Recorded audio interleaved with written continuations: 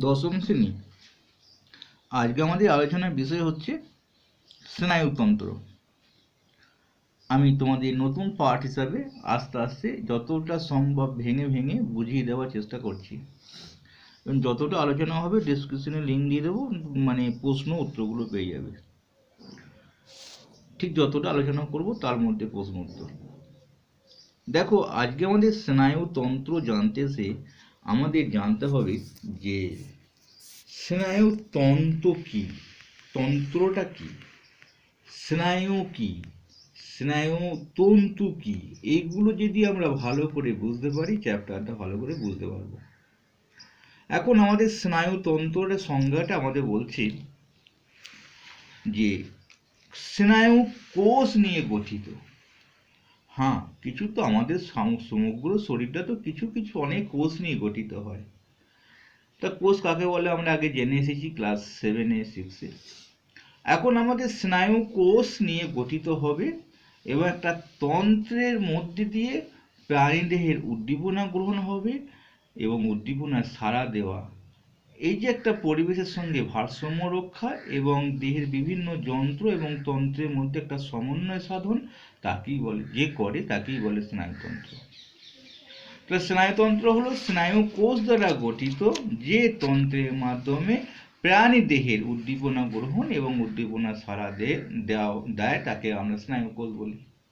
তাকে তন্ত্র, তন্ত্র সিস্টেমের দ্বারা। তাহলে আমরা স্নায়ু কোষ তন্ত্র সম্পর্কে জানতে পারলাম। এখন সংজ্ঞার মধ্যে কি বললাম? সামঞ্জস্য রাখে বা অর্থাৎ নিয়ন্ত্রণ রাখে পরিবেশের সঙ্গে দেহে বিভিন্ন রকম নিয়ন্ত্রণ, স্নায়বিক নিয়ন্ত্রণ। সেটা কেমন জিনিস? সেটা কেমন জিনিস ধরো আমাদের নিয়ন্ত্রণটা এইখানটাতে দিয়ে দেখো, কোনো উদ্দীপনার সাপেক্ষে সাড়া প্রদানের যে ক্ষেত্রে স্নায়ুতন্ত্র দ্বারা প্রাণী দেহের বিভিন্ন নিয়ন্ত্রণ হলো স্নায়বিক নিয়ন্ত্রণ, এবং সাড়া দেওয়াটা হচ্ছে স্নায়ুকলার দ্বারা ভৌত একটা মানে সংযোগ। আমরা জানি উদ্ভিদ উত্তেজনা সাড়া দেয়, প্রাণীরা উত্তেজনা সাড়া দেওয়া। তাহলে কি উদ্ভিদে কোনো স্নায়ুতন্ত্র আছে? না, উদ্ভিদে কোনো স্নায়ুতন্ত্র নেই। তাহলে ওরা হরমোন দ্বারা একটা রাসায়নিক সমন্বয় গঠন করে, আর প্রাণীরা স্নায়ু দ্বারা একটা ভৌত সমন্বয় গঠন করে। তো আমরা দেখেছি যে গায়ে যদি মশা বসে, তাহলে সেই মশাটা খবর নার্ভের দ্বারা, স্নায়ুতন্ত্রের দ্বারা আমাদের মস্তিষ্কে প্রেরণ করে। মস্তিষ্ক সেটাকে আবার তার মানে ইফেক্টর অঞ্চলে তাকে প্রেরণ করে তাকে উত্তেজনা সাড়া দেয়। তাহলে এই যে সিস্টেম, সেই সিস্টেমটা কি বলছি আমরা, মানে যে কাজটা করে সেটা হচ্ছে স্নায়ুতন্ত্র। এখন আমাদের এইখানে একটু আলোচনা করেছি, দেখো গ্রাহক এবং কারক এবং বাহক তিনটে সিস্টেম কাজ করে। যখন মশাটা কামড়ালো, একটা গ্রাহক হিসেবে কাজ করলো। যেমন কোনো একটা জোর শব্দ আসছে, সেটা জোর শব্দে আমাদের কানে আমাদের গ্রাহক যন্ত্র আছে, যেটাকে বলা হয় কর্টিক যন্ত্র। সে কিন্তু গ্রহণ করলো, সে কিন্তু গিয়ে কারককে দিল, যে তুমি স্নায়ু স্পন্দন উদ্দীপ্ত হয়ে অঙ্গ উত্তেজনা সাড়া দেয়, তাকে বলে কারক। মানে সে কারক নিয়ে সেটাকে মানে উদ্দীপনা যখন গ্রহণ করার পর কারককে প্রদান করলো, কারক সেটাকে মস্তিষ্কে পৌঁছে দিল। মস্তিষ্কে পৌঁছে দেওয়ার পর মস্তিষ্ক নির্দেশ দিল উদ্দীপনা স্নায়ু কেন্দ্রে পৌঁছানোর জন্য। স্নায়ু কেন্দ্র থেকে নির্দেশ এলো সেই জায়গাটায়, সে যে স্নায়ু বয়ে নিয়ে গেল সেটাকে হচ্ছে বাহক। তাহলে একজনা গ্রহণ করলো, একজনা কারক হিসাবে উপরে নিয়ে গেল, আর একজনা বাহক হিসাবে সেটাকে পরিচালনা করলো। হাতটাকে বললো মারো, পেশিগুলো সঞ্চালন করলো। তাহলে আমরা মোটামুটি স্নায়ুতন্ত্রের একটা সিস্টেম দেখতে পেলাম, যে মানে যে স্নায়বিক পথ কোন পথে হয়। তাহলে আমরা একটু এই বইটা দেখিনি, এটা কি বলছে ওটাই দেখলাম। দেখো এইখানটাতে আমাদের উদ্দীপনা গ্রহণকারী এখানে আরো ভালো করে দিয়েছে। গ্রাহককে ইংরাজি কথা শিখিয়ে দিয়েছে রিসেপ্টর, বাহককে ইংরাজি কথা শিখিয়ে দিয়েছে কন্ডাক্টর, কারককে ইংরাজি কথা শিখিয়ে দিয়েছে ইফেক্টর। তাহলে রিসেপ্টর, কন্ডাক্টর, ইফেক্টর তিনটে কিন্তু হয়। দেখো রিসেপ্টর কি, মানে রিসেপ্টরের মধ্যে আমরা কি কি দেখতে পাচ্ছি, কোথায় থাকে বলছি, প্রাণীতে অবস্থিত একাধিক উদ্দীপকের সংবেদনশীল কোষকে বলে উদ্দীপকের সংবেদনশীল কোষ। প্রাণীতে এক বা একাধিক, বলছি এর কোথায় থাকে, ত্বকে, পেশিতে, জিহ্বায়, কর্ণে এরা থাকে। উদ্দীপনা এইগুলো আমরা দেখতে পাচ্ছি বিশেষ করে। তারপরে দেখো এইখানে যেটা হচ্ছে যে কারক, কারক কি হচ্ছে, দেহে যেসব যন্ত্র উদ্দীপনা উদ্দীপ্ত হয়ে তাকে ইফেক্টর বলে, যে উদ্দীপক উদ্দীপ্ত হয় তাকেই বলে কিন্তু মানে কারক। আর যে উত্তেজনা সাড়া দেয় সেটা হচ্ছে বাহক অর্থাৎ কন্ডাক্টর। তাহলে আমাদের মোটামুটি শিখে ফেললাম যে এই যে একটা স্নায়বিক উদ্দীপনা যে পথ বা স্নায়বিক যে উদ্দীপনার যে পরিবহনকারী উপাদান। এবার আমরা যাব এই স্নায়ুতন্ত্রের উপাদান। উপাদানটা কি, একটা স্নায়ুতন্ত্র, ধরো একটা ইটের উপাদান যদি আমরা শুধুই যদি বলি জলের উপাদান কি, তাহলে হাইড্রোজেন, অক্সিজেন। একটা ইটের মধ্যে, একটা সিমেন্টের মধ্যে বালি থাকে, সিমেন্ট ছাই থাকে, তারপর জিপসাম থাকে, এগুলো তো উপাদান। এক একটা উপাদানের একটা কাজ আছে। একটা স্নায়বিক মানে স্নায়ুতন্ত্রের উপাদানগুলো কি কি, উপাদান আমরা তিনটে। একটা দেখো স্নায়ু কোষ, এই জায়গাটা দেখতে পাচ্ছি স্নায়ু কোষ, যাকে আমরা নিউরন বলে খুব পরিচিত, নিউরোগ্লিয়া এবং স্নায়ু, এই তিনটি নিয়ে কিন্তু স্নায়বিক তন্ত্র। আর কোনো আমাদের ঝামেলা নেই, তিনটি জিনিসকে বুঝতে পারলেই আমাদের টোটাল স্নায়বিক স্নায়ুতন্ত্রটা জানা যাবে। তাহলে স্নায়ু কোষ তো স্যার আমরা জানি নিউরন। হ্যাঁ, তাহলে নিউরন হচ্ছে এক কথায় স্নায়ুতন্ত্রের গঠনগত এবং কার্যগত উপাদান। আমরা কিডনি বা বৃক্কের গঠনগত এবং কার্যগত উপাদান কাকে দেখেছি, নেফ্রনকে। তাহলে স্নায়ুতন্ত্রের সমস্ত কাজটা পরিচালনা করে নিউরন, এবং স্নায়ুতন্ত্রের গঠনগত উপাদানটাও কিন্তু নিউরন। তাহলে বেশিরভাগই নিউরন থাকে। তাহলে আমরা বুঝে ফেললাম যে সেই নিউরন একটা ভালো। এবার আলোচনা তিনটিকে আমরা ডিটেলসে আলোচনা করব, স্নায়ু কোষটা আলোচনা করব, নিউরোগ্লিয়া আলোচনা করব এবং স্নায়ু আলোচনা করব। এখন তাহলে প্রথমে আমাদের আলোচনার বিষয় ফিরে আসি স্নায়ু কোষে বা নিউরনে। তা নিউরন বলতে, নিউরন হচ্ছে নিউক্লিয়াস যুক্ত সবচেয়ে প্রসারিত অংশ। দুটো আমরা যে ছবিটা দেখি, প্রসারিত অংশ আছে, একটা চ্যাপ্টা অংশ আছে, চ্যাপ্টাকে বলে আমরা কোষ দেহ এতটা পর্যন্ত, এটাকে বলা হয় আমাদের অ্যাকশন বা প্রবর্ধক, বড় প্রবর্ধক হিসাবে। তাহলে কোষ দেহ একটা অ্যাকশন, অ্যাকশনের মধ্যে কি কি থাকে আমরা জানি, এখানে ডিটেলসে দিয়ে দেখো। নিউরনের কোষ দেহ একটা বড় প্রবর্ধক, যেটাকে আমরা অ্যাকশন বলি। চলো দেখি। কোষ দেহ হচ্ছে যে নিউরনের কোষ দেহ নিউরোসাইটন বলে, সোমাসেস্টন নামে অভিহিত, গোলাকার, ডিম্বাকার, ত্রিকোণাকার হতে পারে। এর মধ্যে থাকে কোষ, মানে এটা কেমন হতে পারে সেটা ধারণা দিয়েছে। এবার আমাদের কি থাকে, কোষ ঝিল্লি থাকে, এটা লাইপোপ্রোটিন দ্বারা গঠিত। সাইটোপ্লাজম থাকে, স্নায়ু কোষের সাইটোপ্লাজম দানাযুক্ত তন্তুময় কোষ দিয়ে, সাইটোপ্লাজমকে বলা হয় নিউরোপ্লাজম। তো যে সাইটোপ্লাজমগুলো থাকে কোষ দিয়ে ছড়ানো, মানে সেইগুলোকে বলা হয় নিউরোপ্লাজম। নিজল দানা থাকে। অ্যাকশনের অক্ষস্তূপ ছাড়া কোষ দেহে সাইটোপ্লাজমে অসংখ্য রাইবো নিউক্লিক প্রোটিন থাকে, সেই মানে এদিকে বলা হয় নিজল দানা। তার নিজল দানা হলো মানে রাইবো নিউক্লিয় প্রোটিন। আর দেখলাম সাইটোপ্লাজম আর কোষ ঝিল্লি যেটা ছিল সেটা হচ্ছে কিন্তু, বা কোষ পর্দা, সেটা কিন্তু লাইপোপ্রোটিন দ্বারা গঠিত।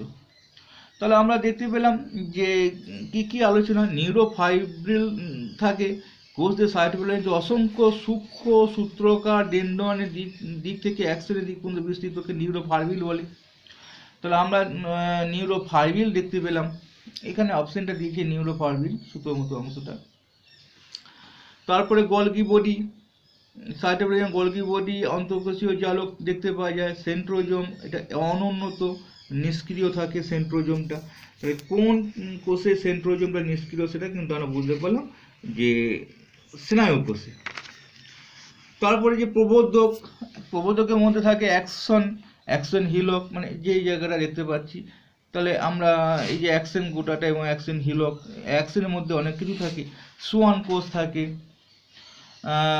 তারপর ডেন্ডন থাকে, তারপর